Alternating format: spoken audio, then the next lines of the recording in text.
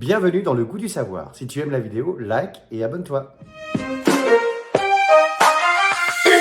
Alors en fait, c'est Ngara, l'un de vous qui nous regardait, qui est là aujourd'hui, je crois, on l'a vu tout à l'heure, qui a posé la question et du coup, Isa et José, ils répondent à vos questions. N'hésitez pas à nous envoyer des petits messages sur Internet ou sur les réseaux sociaux, on va répondre et vous allez voir qu'ils sont dans une ambiance complètement folle, hein, comme toujours nos amis, et on va tout découvrir sur les immeubles haussmanniens. On est un petit peu entre la géo et l'histoire. C'est parti à Paris. Paris, reine du monde. Eh mais c'est la fête ici, pourquoi tu danses José? Mais parce qu'aujourd'hui, on parle de Paris. Ah oui c'est vrai, à la demande d'Enguerrand, on va travailler sur les travaux qui ont embelli Paris au 19e siècle.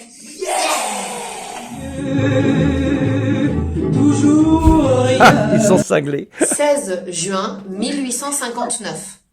Alors, que fait-on ce jour-là, le 16 juin 1859?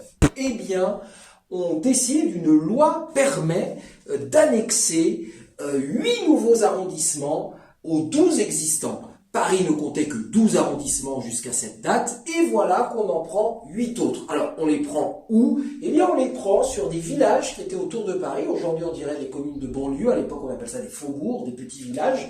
Eh bien, par exemple, ça va être Plaisance dans le 14e, Vaugirard dans le 15e. Ici, du côté du 16e arrondissement, les communes de Auteuil ou de Passy, ou bien encore le célèbre Montmartre, au nord de Paris, dans le 18e. Ben oui, Montmartre, c'était un village qui désormais est annexé à Paris. Et qui fait cela? Eh bien, un certain Eugène Haussmann, le baron Haussmann, à la demande du gouvernement de l'époque. La France à cette époque est dirigée par Napoléon III, c'est le Second Empire, entre 1852 et 1870. Oui, mais la question qu'on se pose, c'est pourquoi faire cela? Ah, mais ça, Alex, c'est pas moi qui vais vous le dire. Oh non. Alors il y a plusieurs raisons à ces travaux, vous vous en doutez. En fait, Paris est encore, comme on peut le voir sur cette image, une ville avec des ruelles très étroites, des ruelles très sombres, et c'est une ville insalubre où il y a beaucoup d'épidémies, et notamment l'épidémie de choléra qui régulièrement s'abat sur la ville.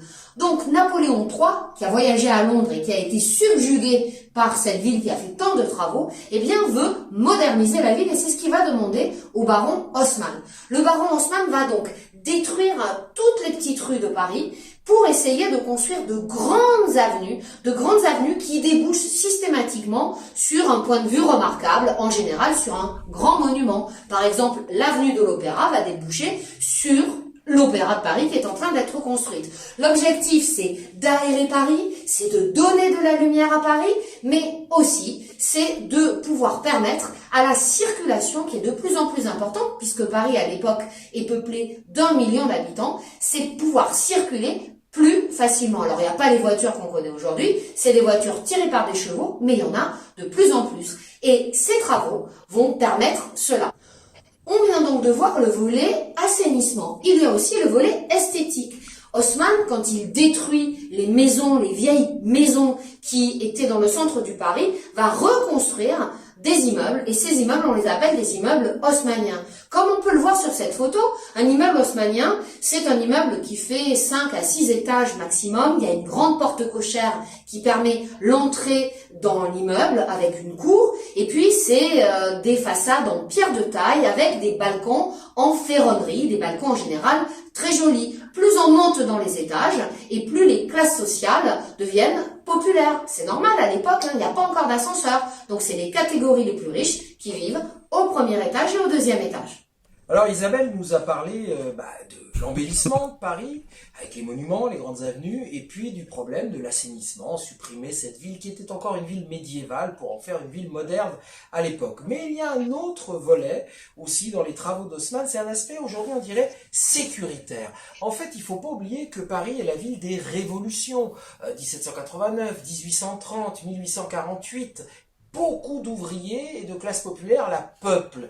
Et on craint, le Second Empire, le gouvernement craint les barricades dans ces petites rues où il est très difficile de poursuivre les manifestants ou ceux qui se révoltent. Et par conséquent, les grandes avenues rectilignes doivent permettre aussi aux forces de sécurité de contrôler plus facilement les mouvements de foule.